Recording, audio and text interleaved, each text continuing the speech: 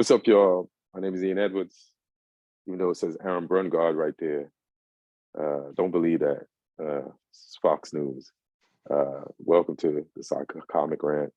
And if you were listening, you don't know what the hell I'm talking about. But hey, we got so much football. Today was one of the craziest games in World Cup history. And if you thought that waking up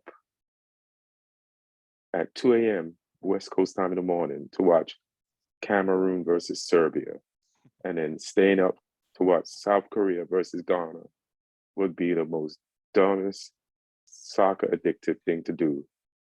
You were wrong and you were right. You were wrong because you missed two of the greatest games in World Cup history that had to do with teams that aren't considered like historic World Cup teams, but they both got down. And you need to go back and rewatch if you get a chance.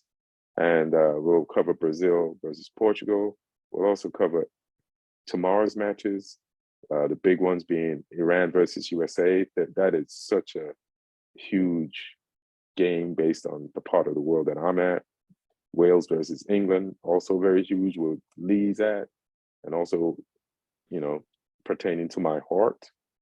And, and we'll talk about Canelo versus Messi. And, we'll get into it. But we got Lee Hudson comedy, Lee Hudson, stand-up comic from England,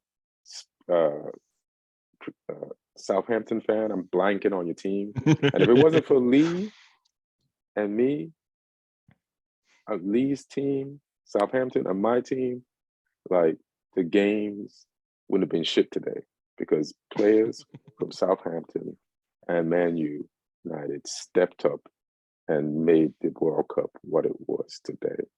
So what's up, man? How you feeling? I'm good. I'm just enjoying the amount of games we've had. They're a lot better time for us than they are for you because we have the first games at 10 a.m. Lucky, show so up.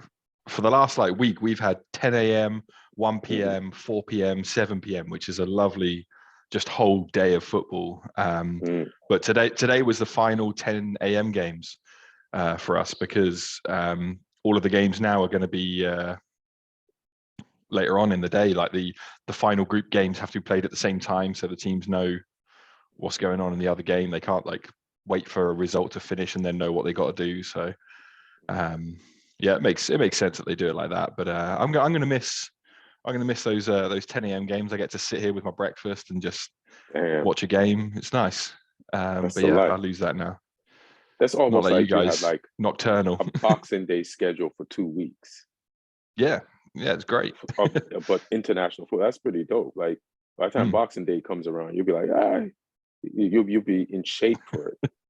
You've trained. You've probably been trained and forged in the fires of the World Cup. Like I said, the games here, 2 a.m., 5 a.m., 8 a.m., and 11 a.m. And then I have to go to sleep at 1 to catch up for all the sleep I missed and to have some sleep for later on when I got to wake back up at 1:30 a.m. to catch the games at 2 a.m. again. It was an unsustainable pace. It's something you do once every 4 years. Like if Arsene Wenger and his group get what they want and they get to move the World Cup to once every 2 years, I wouldn't be able to make it, bro. Plus I'm sick. So watching all these games with COVID and you need rest. And yeah, it's bananas. But yeah, today was fucking fantastic. Feast of football. Yeah. So what? Feast of football. Feast of goals. Yeah. Feast of goals, feast of football, upsets, even from the day before. Like I'm just scrolling through on my phone and like to this morning, who could have guessed Cameroon Serbia 3-3? And Cameroon took the lead, which is what I was hoping for. And then they threw away said lead to Serbia. And these are the two teams in the groups that didn't have any points because Cameroon, they lost So who did Cameroon lose to on? They're in Group G. Let me see who else is in Group G with them. Brazil. Yeah, no, I think they lost to Switzerland, and Brazil Oh yeah, beat Serbia. no, yeah, that was it. Sorry, yeah, Brazil beat Serbia, and Cameroon lost 1-0 to Switzerland because it was Briel Mbolo, who was born in Cameroon, who scored the goal, and then he did the no celebration, How which I about think you that's do the the no first time I've score to goal? I think that's the first time I've seen a player do that in international football. Yeah. But I get it. He lived there till he was like 6, and then his parents moved. So, yeah, that's understandable in a way. Yeah, I But think his yeah, mom it's, got divorced and married a Swiss guy, and then they moved to Switzerland when he was young. So, yeah, I get it. But yeah, man. But Serbia scored 3 in a row, and you were saying in the chat like Mitrovic had some great touches and couldn't get the ball in the back of the net earlier, but he showed some quality and class out there. Yeah, I mean, he scored 1, but he should have had a hat trick in the first half alone, and then he missed some pretty big chances. I mean, it's fine taking one chance if it's a tight game, because that one chance could be the difference. That one chance could be a 1-0 win. But in a game like this, like, you would have expected a bit more, because some of them were like real, like, open chances for him. And they've got a guy on the bench, Vlahovic, who plays for Juve, who's although I know Juve are struggling, but he's a good striker. He's clinical as well. I'm surprised they're not trying to play him together, but he's ruthless. They're getting goals without Vlahovic. Like Vlahovic and Mitrovic is why I had Serbia. Like I picked them to qualify from this group. And speaking of Juve, their entire board just quit today. Yeah. So, but Allegri still had dinner with them all tonight, so that's a bit strange. I mean, he's probably going to be gone with them, the new person. Yeah. But there was so much skill in this game, and you know how last week I'm gonna ruin this guy. So then Serbia goes up. They make it 1-1, 2-1, and then the second half they make it 3-1, and you're like, game over. Cameroon looks very foolish and immature. They did not play professional football. This is typical of a kind of undisciplined African team. What were they thinking? And then they make some subs, make some adjustments, and Son, the coach of Cameroon, does this, and Cameroon scores some goals where at both times Serbia thought and hoped they were offside. But tell me how you feel about, I'm going to mess his name up, man. I've been listening to the announcer pronounce it correctly the entire game. I was like, I'm trying to remember it in my head. Abubakar. Yeah, that's it. Nailed it. Yeah. His goal, like, if anybody with the name Messi, Ronaldo, Neymar had scored that goal, it would have been like set on a loop and played forever. Like, this motherfucker is stone cold, and he's playing in, I think he plays in Saudi Arabia or something, or in the league. Does. He plays for Al Nassr. Yeah. And in Saudi Arabia, that has to be, this league is going to be more respected now, because the bunch of Al Nassr, isn't it? So he plays for the team that most of the players from the Saudi Arabia team plays for. Yeah. Let's see. He does, right? Is that the team? Yeah. That like most of the Saudi Arabian national players are on? Yeah, so they're one of the strongest teams. Yeah. And they beat Argentina. So he plays in a league where players beat Argentina. And then he comes on and scores against Serbia and creates another assist. So this league, on the low, must be better than what people think it is, because people are doing shit from this league. So, yeah, man. What do you think of that goal, man? Like, is it getting the justification that it deserves?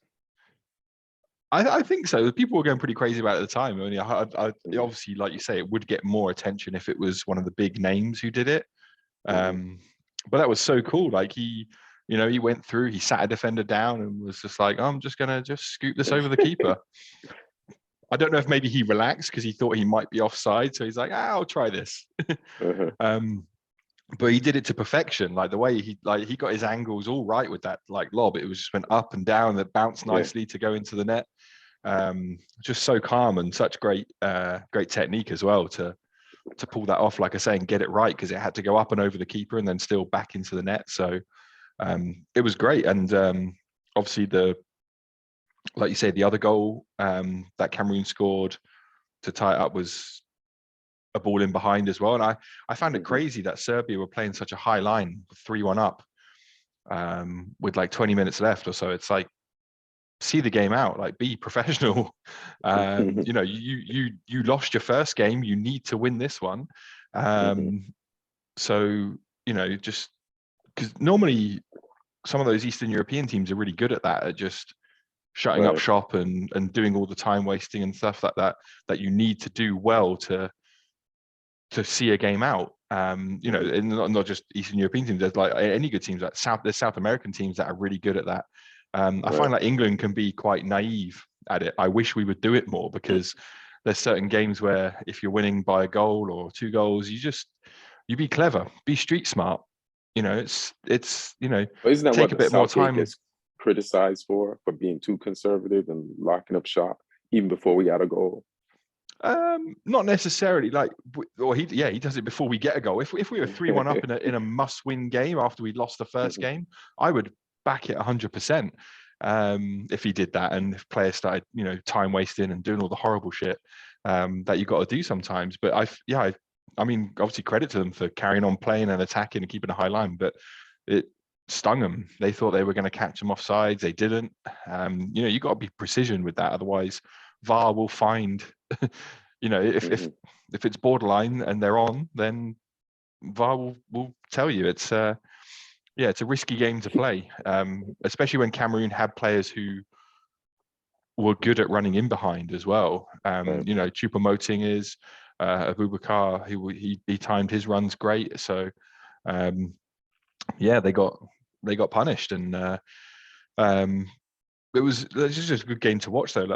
There's Milinkovic Savic, the centre mid for Serbia, one of my favorite players. I really wish he could get out of his little Lazio prison. He's been there too long.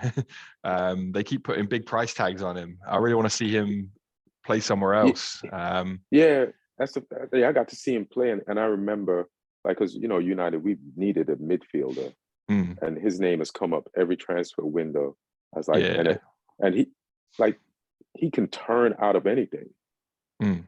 Like it was like watching Houdini get out of a locked case, like out there. There's some another player I'm gonna like a black version of him is Kudus. Like, good luck trying to shadow Kudus. Like, he will turn you, and he did his thing again in another game we're gonna talk about. But Savage was like savage. Yeah, he's such a good player, and I think the only team linked with him right now are Juve. I don't know, that'll probably go away with all the troubles that's going on there, but he's been. I mean, Lazio fans probably want to keep him forever, and I don't blame them, because he's fantastic. But he does everything. Like, he's such a good passer of the ball. He's a good ball winner. He can shoot. He gets assists. He does everything, and like you say, he's just technically can find little bits of space. Really good player. So it's always fun getting to watch him. But Serbia and Cameroon both have big jobs in their final game now. Cameroon have got to go up against Brazil and see if they can get something. Maybe Brazil will take the foot off the gas now they've won 2 games. I don't know. And obviously, Serbia have that. It's almost like a playoff with Switzerland. So who's playing who? Serbia, Switzerland, Brazil, Cameroon. Yeah, it's going to be tough on Cameroon. Yeah, but Serbia, Switzerland, that should be a legit game, because Switzerland lost today versus Brazil. So They only got Yeah. 3 points, so they need that just to guarantee to get through or a draw at least. Yeah, Switzerland should be able to go through with a draw, I think. But I mean, obviously, it's dangerous if you go into a game trying to play for a draw. Right. So they have Just one to do more something. thing. But that, Mhm. I No, was go going to say, ahead. just that'll be I think that'll be a spicy game, Switzerland Yeah. Serbia, especially because I think Switzerland have a few players who are from that region. Xhaka Right. being one of them, Shaqiri as well. These guys are sort of Albanian, Kosovan Mm. kind of descent, and there's a bit of obviously history with Mhm. with Serbia or the former Yugoslavia. Right. In that part of the world, there's a lot of geopolitical things obviously in that part of the world. So yeah, that'll be an interesting one to watch. And I think it'll be a good game. There's a lot of technically fantastic players in that matchup. So yeah, Switzerland Serbia is one I'm going to keep an eye on in the next few days when it's on. Yeah.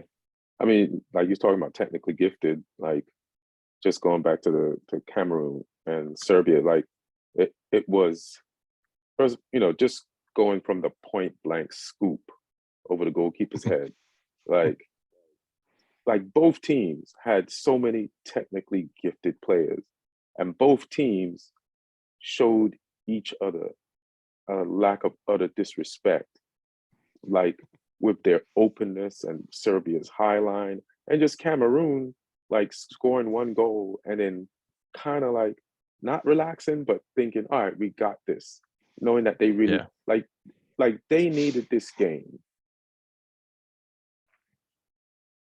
as much as Serbia. And the way they scored the first goal and some of the mistakes that led to the the the, the tying goal and the go ahead goal for Serbia, it was like mistakes made by Serbia, by Cameroon. So it's like that's why I call it a game of like open disrespect between each other, and then it ended up in a tie. Like these teams, they just it's the way Brazil plays. They get to express themselves, but they play with like also this European German discipline of like a combination of it. And these teams were like, now they just went out there to have fun, and which is best if you're because most people in the world aren't from Cameroon and they're not from Serbia. So this would be the only way to enjoy both teams and like become fans of them is through the disrespect that they showed each other. So yeah. And then the other game this morning that if you're like, should I stay up? Because this was my mode. Should I stay up to about South Korea or Ghana? But then I knew Son was on the team. So I wanted to see what he was going to do. So I was like, and then Korea was exciting in their first game. So I was like, all right, I'll take a half-hour nap before this game and get up and watch it. And I did. And Jesus Christ, again, like if you thought the first game was lit, this motherfucker was on fire. And Ghana, what was Ghana's result in their first game? They drew, I think. Oh no, they lost. They lost by a goal, didn't they, to Portugal? Oh yeah, to Portugal. And Ronaldo they kept coming back. Yeah. Yeah, and they didn't even deserve that penalty, bro. That was not a real penalty. But so they lost. So they needed this. And Korea, what did they do? They drew in their first game. Yeah, they drew with Uruguay. They drew with Uruguay. So yeah, I remember that now. It's a lot of games, y'all. So, but Ghana, man, they went up 2-0 and then lost their discipline. And South Korea started to press, try to keep them in their half. And they got the 2 goals back. Son was out there whiffing on balls. Just want to say that, Spurs style. His son played, I guess he played decent, but he didn't get any goals. But this was another like electric football match that every time I felt like dozing off, I would get shocked back awake with some type of excitement that was happening in this match. And then Korea comes back, levels the game at 2-2. And then Ghana, they found one more gear, like one more drop of electrolytes, and they just like got the third goal. And I'm happy for these African teams this morning and just how they pulled through and what they did. And Kudus got 2. And Salisu, Southampton, Salisu Oh yeah. got his goal. Now, let me ask you about his goal. Was that a handball off one of the RU brothers? I mean, if it happened against my team, I would say yes. And if it happened against, or if it happened with my team, I would say no. If it was us defending, also if it was attacking. So it's yeah, it was one of those ones where like I think they can give it like the arm isn't like out, it's down by the side, but the ball's fallen on it and hidden it. So yeah, sort of one of those ones where if it's given, you can't really complain, but also equally, you know, you're going to say nothing if it's if the ball just drops. And you know, credit to Salisu, he was in there, he was alive to it. As soon as that ball hit the floor, he was like, I'm hitting this. I'm putting this in the net. He's obviously, you know, more known for his defending than his goal scoring, but it was I was really pleased to see him score. And you know, because he delayed playing for Ghana. He waited 2 years. He wasn't sure whether he wanted to play international football. He was concentrating on his club football, and eventually he agreed. And yeah, I mean, you could see the goal meant a lot to him, and I was really pleased to see him score, because yeah, him and Bella Kotchap are only 2 players in the World Cup, and Bella Kotchap's not really a likely starter for Germany at any point. He's more there, I think, for experience. So it's good seeing one of our players in there and yeah, getting a goal as well, which yeah, great to see. And like you say, they kind of rested a little bit when they got those first 2. 2 great headers from Cho for South Korea. Oh man. Just the balls in were great, and he attacked them both. Making sure like he was like, I'm getting on the end of these, like you ain't stopping me. So yeah, I mean, he led the line really well for them with those goals. And like you say, Kudus looks special. He I think we all got our first glimpse of him. Those of us who haven't been, you know, watching the Dutch league closely or anything, got that first glimpse of him when Liverpool played Ajax in the Champions League, and he scored at did he score? I think he scored, yeah, at Anfield. And he played great, and everyone was like, oh shit, who's this kid? And then obviously he's, you know, coming to the World Cup, and 2 goals today, which I think he took them pretty well as well. Composed finishes, and yeah, it's good to see Ghana get that win. I thought Tariq Lamptey looked good as well. He didn't start the first game, but they started him for this one. I think they got to now. He's got to stay in their team. He's such a good player. They did kind of cause a mistake. He coughed up the ball for Korea's, that resulted in Korea's second goal. But I mean, that could happen. He hasn't even been playing a lot. So, you know, you're going to get, but this is a super, like both Cameroon and Ghana. I'm trying to feel like who's the most exciting, like who got they got like players that can make world-class moves, like highlight reel shit on both teams. And that's just dope to see. And even Korea, like just to see a guy like leaping like that, like everybody's coming into this, like the levels of football are like evening off. Like it used to be the European teams, the top powers, typical powers, and you know, the South American teams, either, you know, the Brazils and the Argentinas, and sometimes Colombia would come through with something special.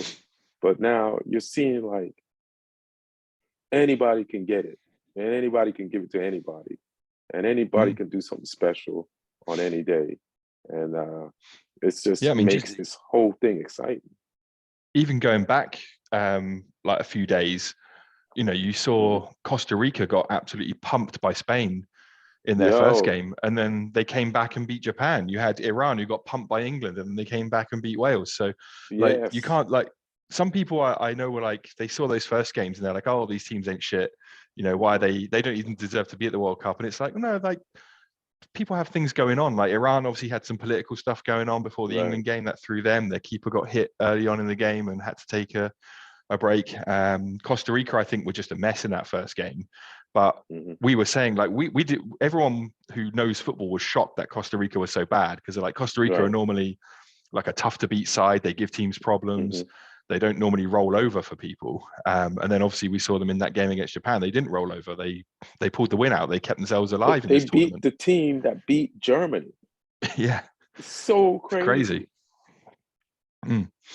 Like we Yeah. had them after that game, after that first game, we're like, they're out the group. Like they don't even have to play the next two games. Just let the other three teams decide. And then now we don't know what the fuck is going to happen in Yeah. that group. That's the thing. Like there's so many groups where everything's all to play for. I think the only two teams that are out so far, is it Qatar and Canada? I don't know if anyone else is confirmed out. I think it's just those two. Just those two, and it's like 27 undecided teams. Yeah. So all of these upcoming matches, it's like they're all deciders. Mm. Like, yeah, because only Portugal and Brazil and France, I think, are through. Yeah. Yeah. Yeah, there's not many teams that have lost both the games. Like I say, Qatar and Canada both out. It was Germany almost losing two Woo! on the bounce. But I mean, That was talk about like a match. high quality That football. listen, bro. I'm like, what am I watching? The technical level of, and I'm like, Spain gonna pass them off the park, but Germany pressed them, and they like, so that's the thing. So this podcast might be a little over the place because it's just based on excitement and then what's been going on. But when I see, so even me, I thought England had a chance to win this tournament. But based on everything that I've seen so far, right?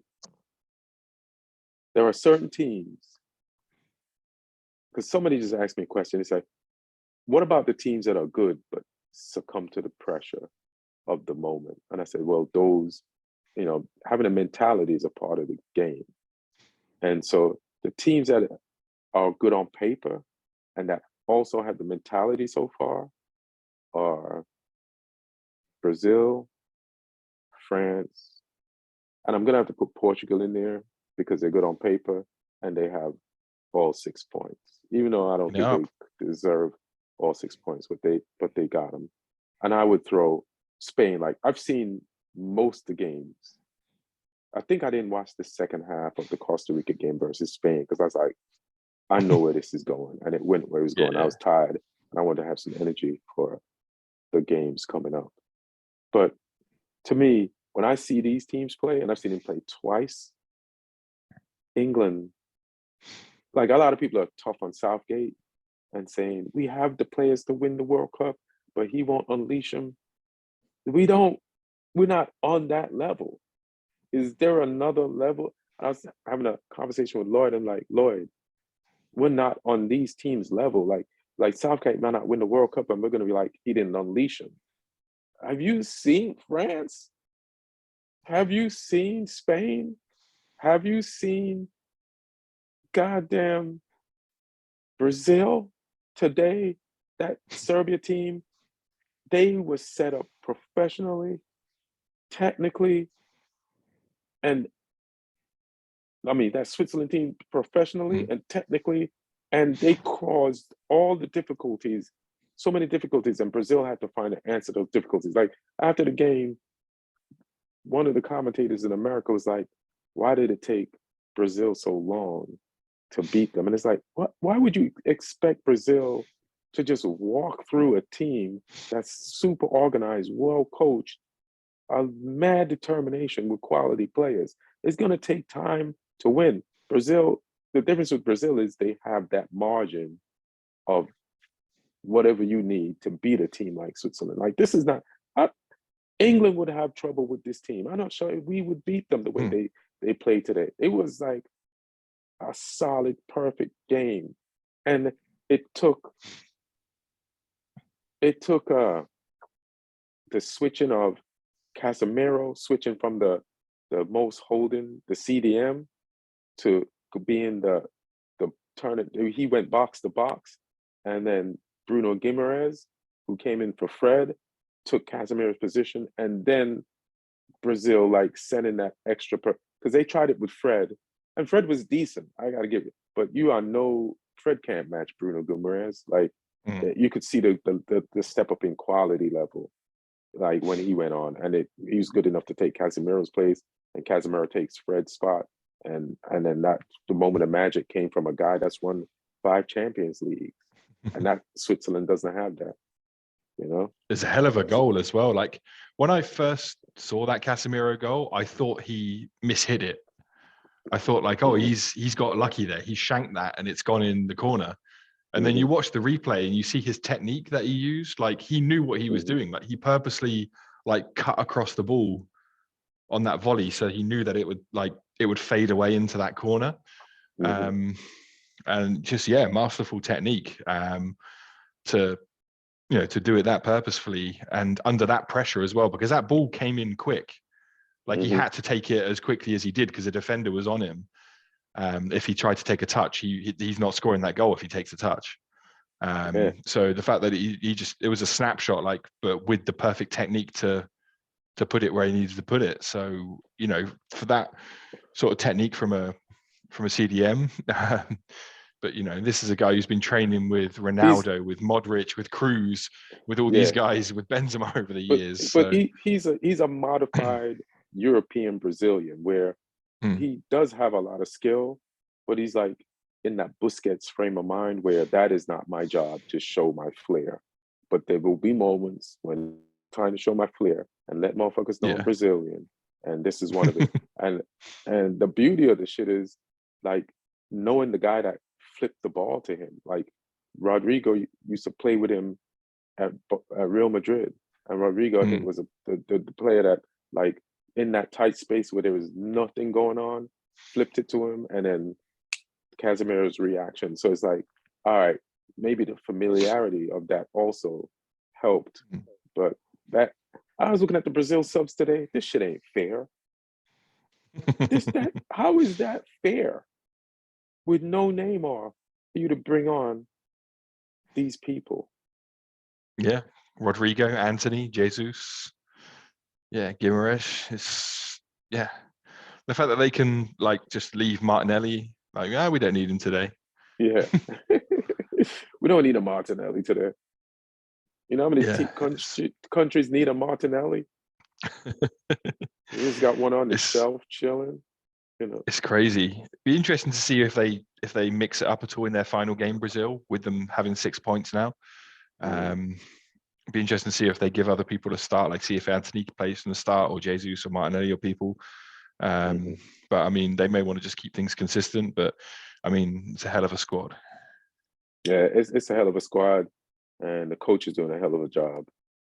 And they're just going to be tough to beat. They're just levels because Switzerland. The beauty of these 2 games that Brazil played, the teams they played really tested them and really pushed them, and they didn't break and they figured it out. So it almost helped fine tune them for the rest of the festival, for the rest of the contest, and that's the real danger of what happened today with Brazil.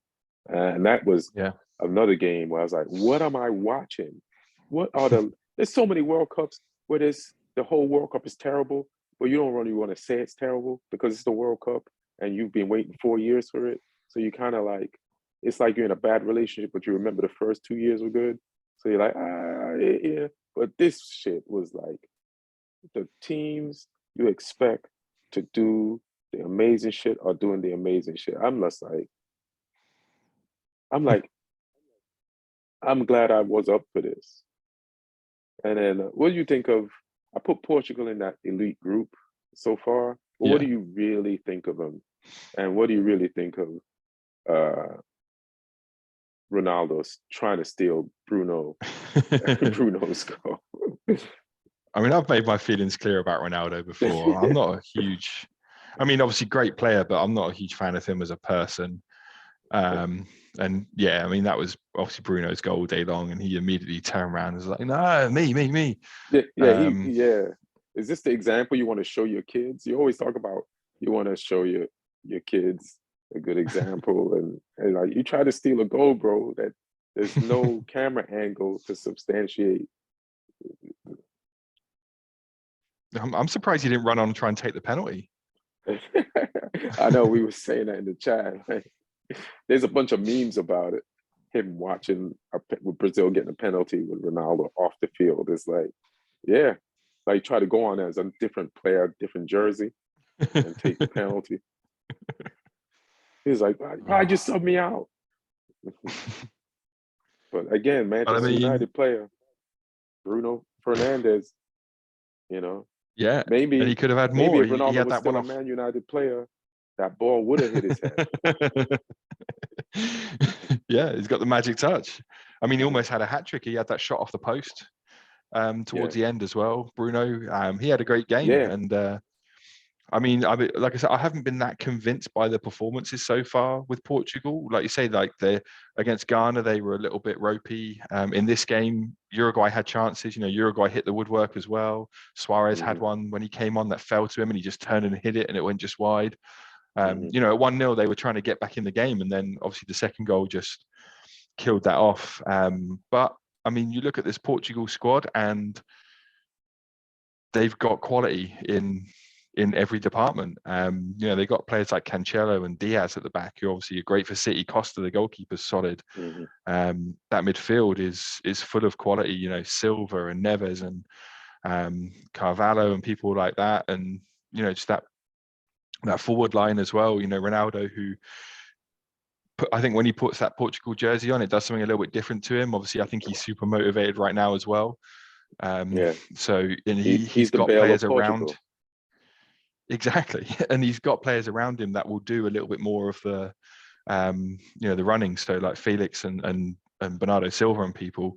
So yeah, it's an interesting one, and obviously there's players who aren't even starting games for them. You know, Leao came off the bench again, It's and you know crazy. he was running the channels.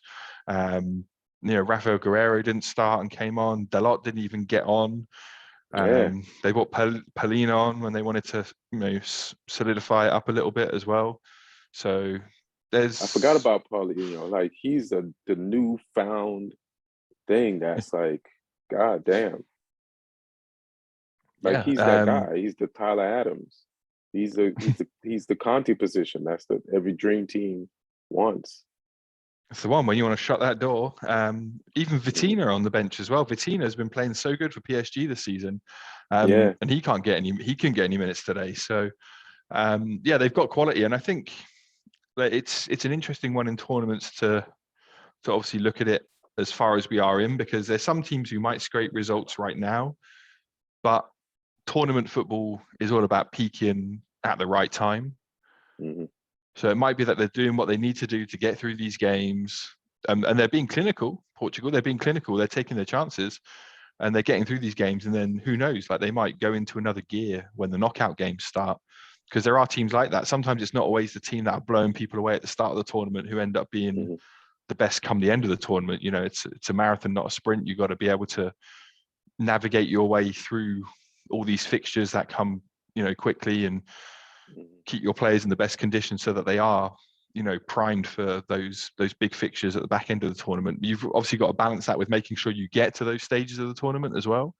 hmm So I think it's a real specific skill managing a national team in a tournament, such a different thing to league football. Um, Right. and some managers get that, some managers don't, and you know, so it's a hard one to call, because there are some teams who, like, you know, like Portugal, like I say, I've not been that impressed with them as a team so far in terms of the performances, but they're doing what they need to do, and they've got the quality that could shine Right. later on in the tournament. Right. Yeah. And then, you know, let's go to one of those teams that, England, one of my teams, your Mm. team, and they're supposed to be. And I thought this was going to be their World Cup. I didn't think they was going to win the Euros. I was like, this is it. But seeing these other teams, I'm like, nah, fam. It's like, Jesus.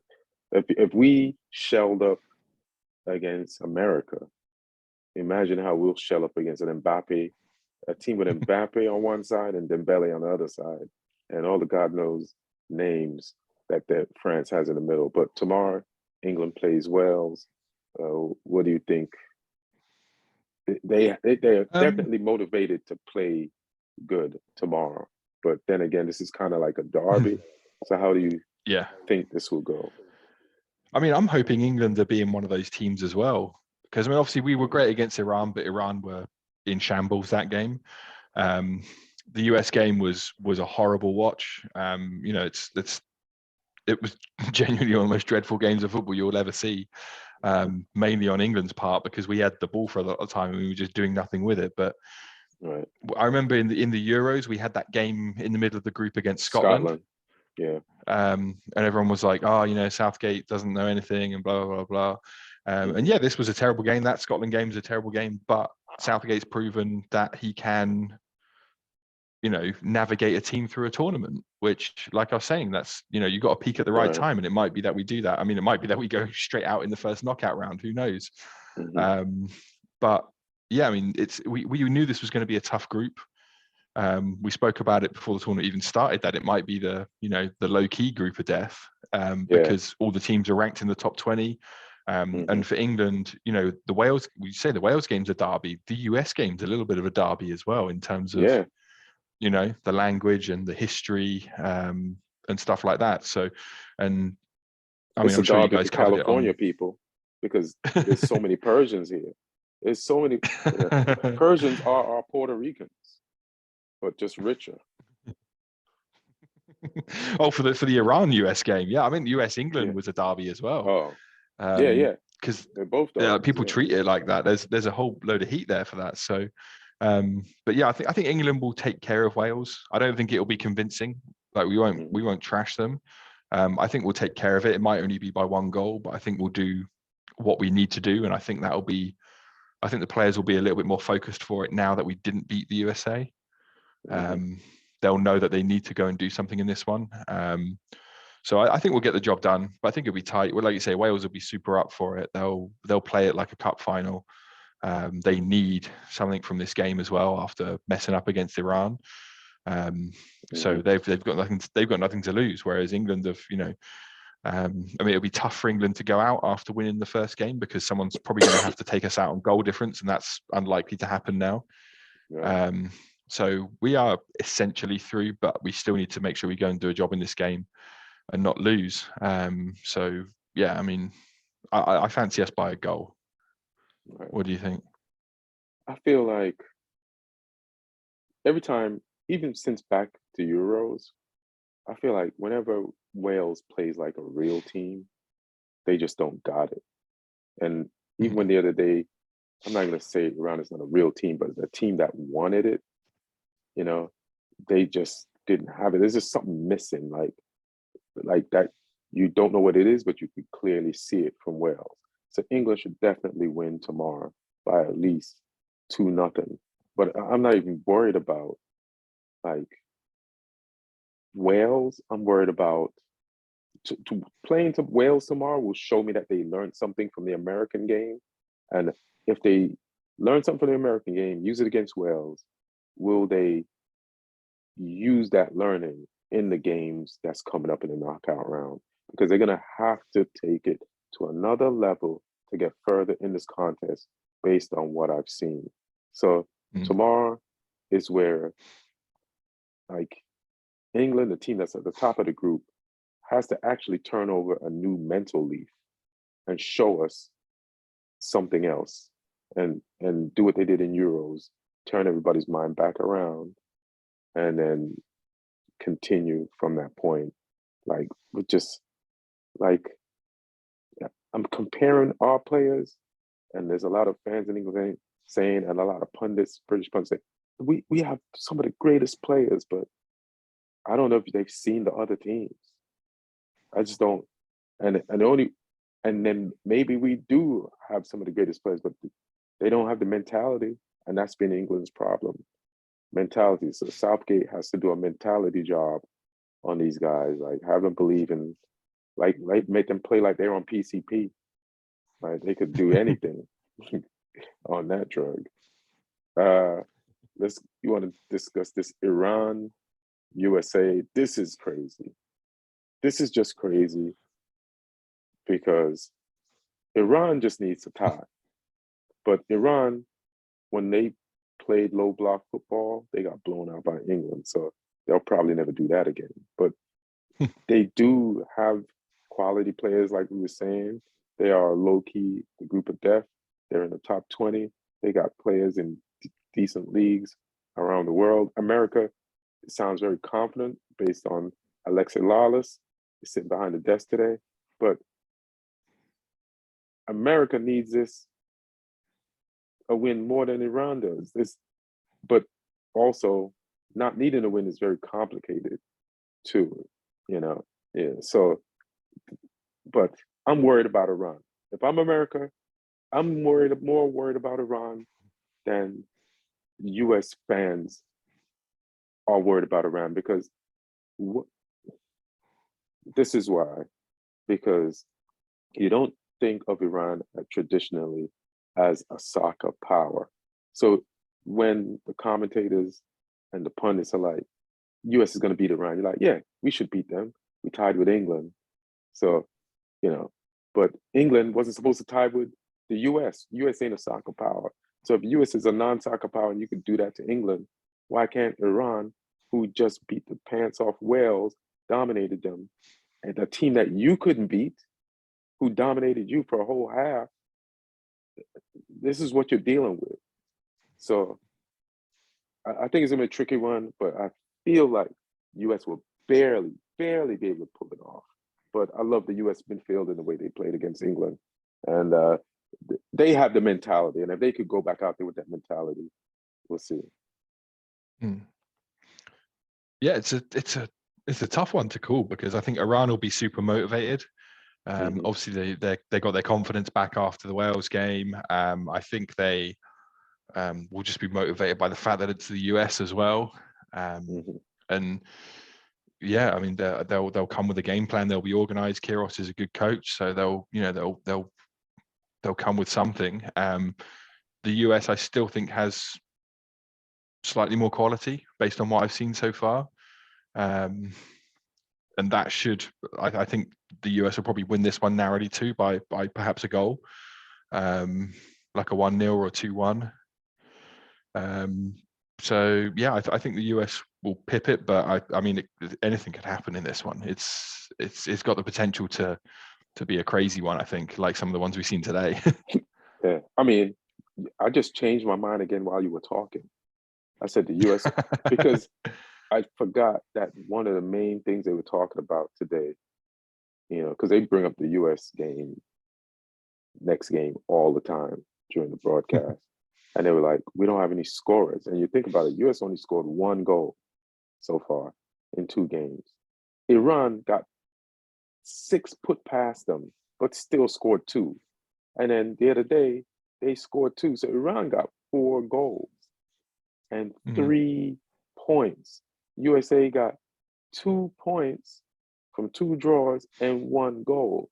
And to be honest, Iran has legit scorers, 2 legit scorers, you know, that can, so they might, if this, you know, it's going to come down to a game of goals, and the US has been finding the net.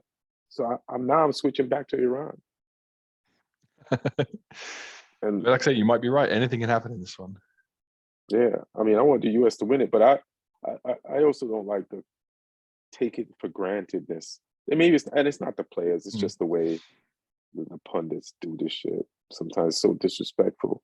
But you gotta respect these teams, man. There's nobody here to be disrespected. Yeah, Taremi's a legit striker for Iran as well. He's been scoring goals all season for Portugal, for Porto in Portugal, scoring goals in the Champions League, and you know, he hurt England and he had a good game against Wales as well. So he's a guy who can cause some damage, and like you said, they got others who can as well. So yeah, I mean, it's so unpredictable. I would not want to be betting on this one. Yeah. Is there anything else you want to talk about? You want to talk about the Messi Canelo thing? Yeah, that's really popped off today. Aguero's been catching some strays as well. Canelo's just come out swinging, just for everyone. I mean, obviously, you know, people may or may not have seen, there was the video of Messi had obviously exchanged a a shirt with a Mexican player after the game, and there's a video of them celebrating back in the changing room. But he sort of reaches down to take his boots off, and the Mexican shirt is like partly on his boots, so he sort of kicks it off his boots before he takes them off, and that's all I think it was. And then Canelo's come out saying that he was like disrespecting Mexico, but it's not like he was like getting up and like, you know, wiping his ass with the shirt or like rubbing it into the floor or anything. Like he just shrugged it off of his foot. Like I think Canelo just he's looking to make himself the center of attention with this. It seems a bit weird. And then, but he's normally not even like that. Yeah, he normally seems like a good dude. Good dude who focuses on his boxing, and that doesn't start Twitter beefs. But you know, I think there's obviously a chip on that shoulder. You know, that's what you get when you're a ginger Mexican. No, I don't want to talk shit about him. You might come for me. Who knows? I don't want any of that.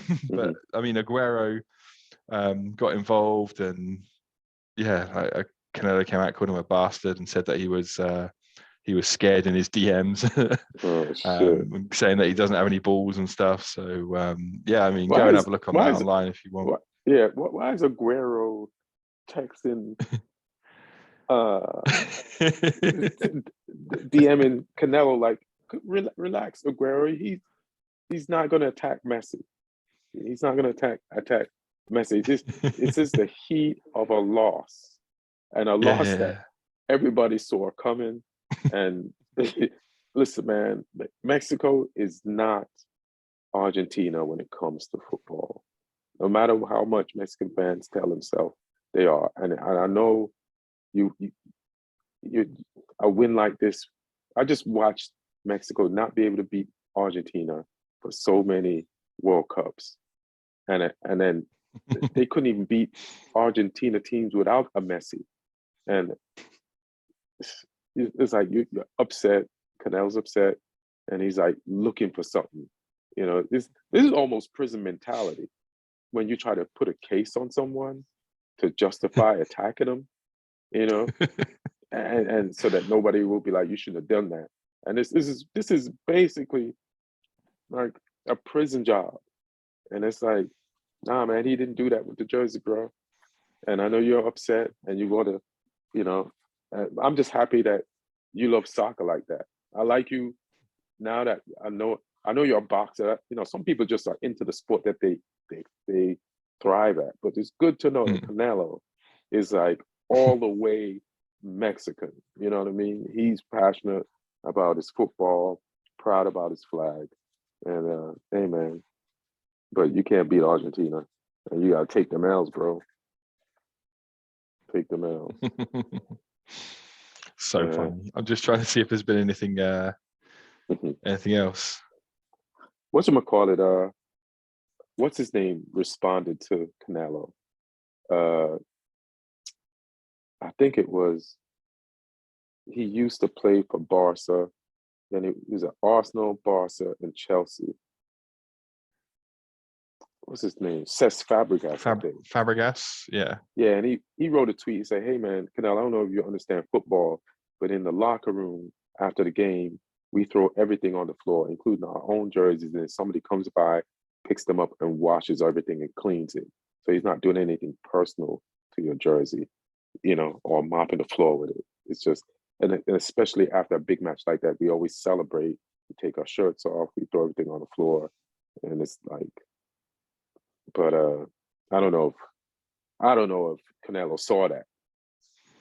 Yeah, because that's what Aguero said though. Aguero's first tweet was, Mr. Canelo, don't look for excuses or problems. Surely you don't know about soccer and what happens in a locker room. The shirts are always on the floor after games. Are over due to sweat, and then if you see he makes the movement to remove the boot and accidentally hits it, and then Fabregas's one was similar as well. So that's why Canelo then started taking shots at Aguero as well. So yeah, he's coming for everyone. Oh man, but I mean, what do you think of the World Cup so far?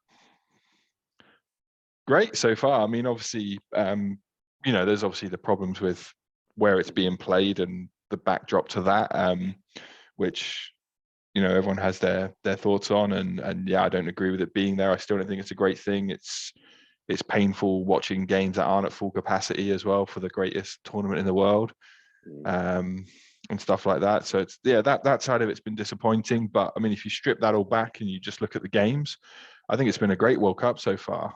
We've had upsets, we've had high scoring games, we've had some of the the biggest players in the world showing you why they're the biggest players in the world with big moments as well. So yeah, it's had a bit of everything so far, which is what you want to see. Like everything you want out of a World Cup, we've had. So I'm looking forward to seeing. I'm sure there's even more in store. So let's see what happens. I don't think it's going to be boring between now and the final. So plenty more twists and turns to happen as well. So yeah, I've really enjoyed it so far. Like I say, it's been great that the TV times have suited me as well. I think it's even, Lucky I bastard. think it's real admirable that you've been getting up at 2 a.m. to watch some games. That's pure dedication, to be honest. I mean, it only happens every 4 years, and it's just ever since I was a kid. I remember being in Jamaica, and that World Cup came on. Can't remember what year it was. I was like, what the fuck is this? Like, I knew what it was, but it let me really know what it was. And it was one of the greatest World Cups ever, too. And then ever since then, a lot of World Cups have been, as a complete tournaments, have been disappointing. But like I said, the first one was so good. You're like, maybe the bad ones were aberrations, but there's been more bad ones or just okay ones than good ones. And here's the low-key irony of this tournament and the Russian tournament. Like, both Russia and Qatar, a lot of people would say shouldn't have gotten these tournaments.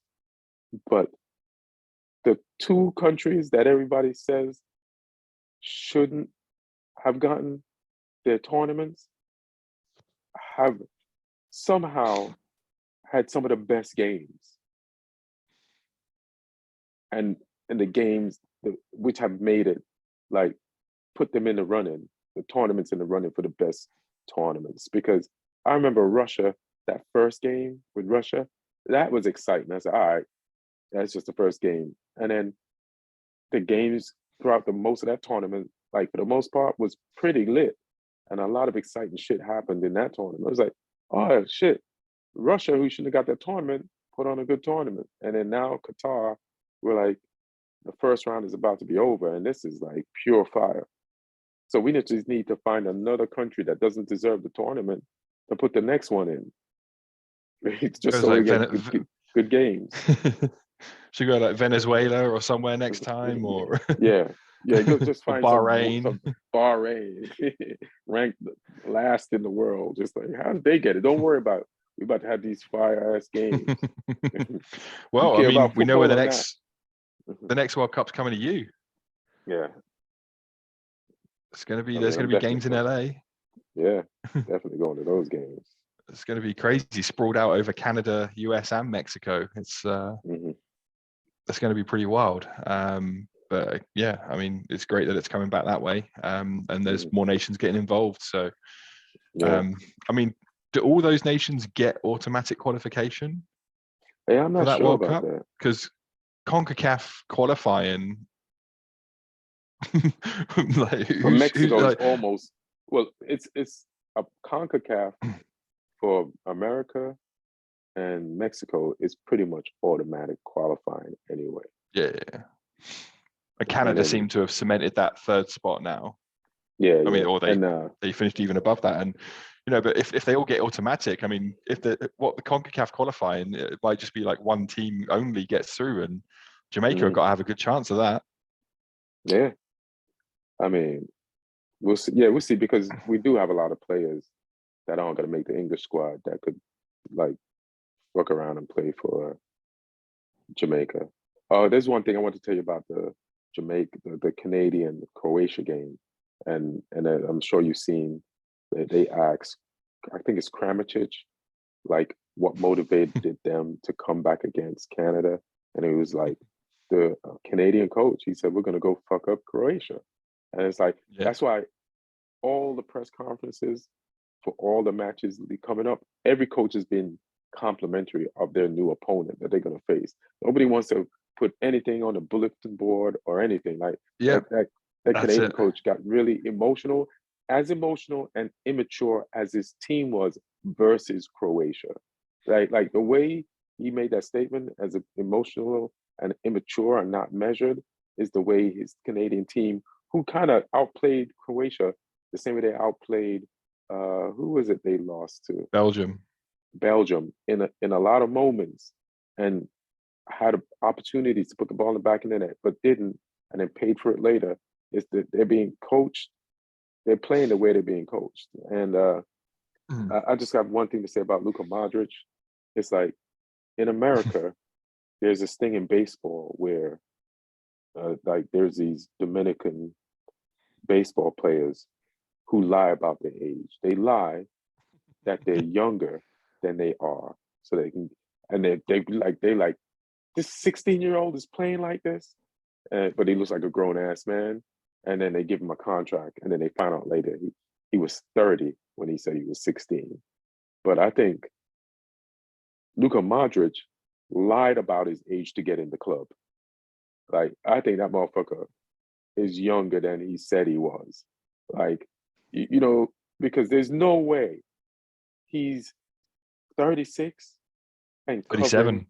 37 and covering it. And he must have lied about his age earlier on to get playing time and just never told us his real age. Because the shit he's doing for Real Madrid, he did last season, and the shit he did yesterday,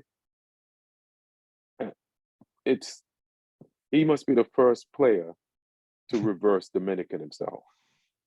Because I there's mean, unbelievable.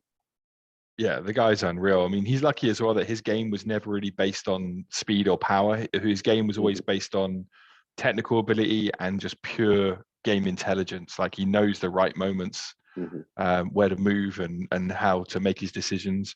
But yeah, just going back to the Canadian manager John Herdman, there was a great I don't know if you saw, there was a paper that a newspaper in Croatia, they mocked up a picture of him naked, with a maple leaf over his mouth and his balls, and the statement in Croatian said, "We know you have the mouth, but do you have the balls?"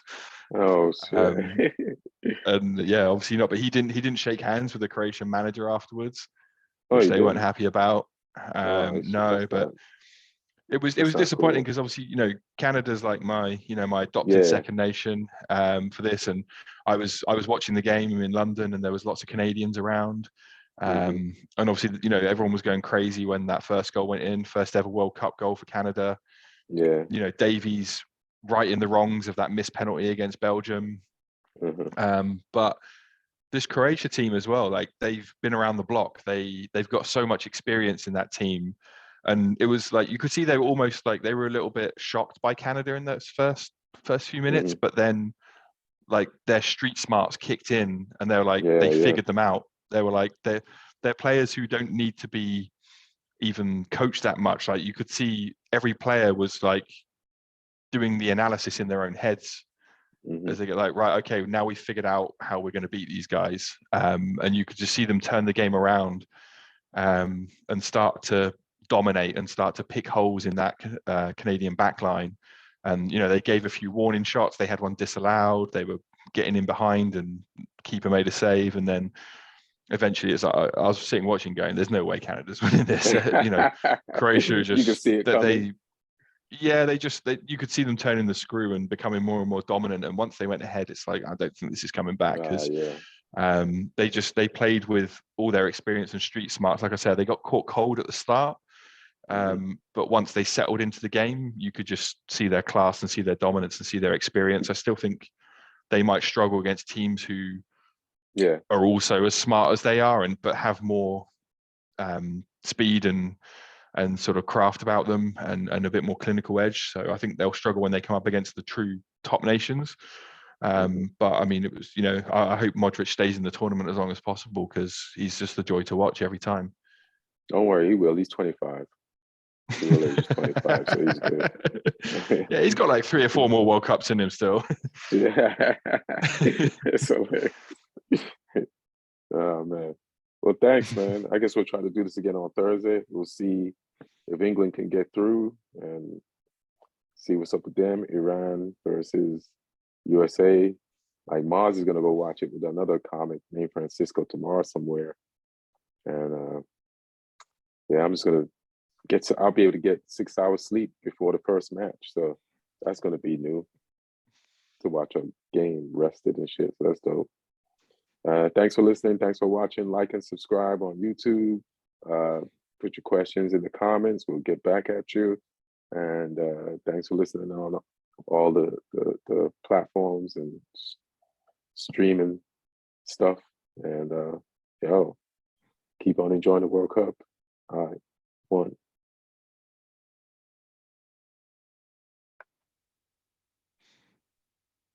Pause that.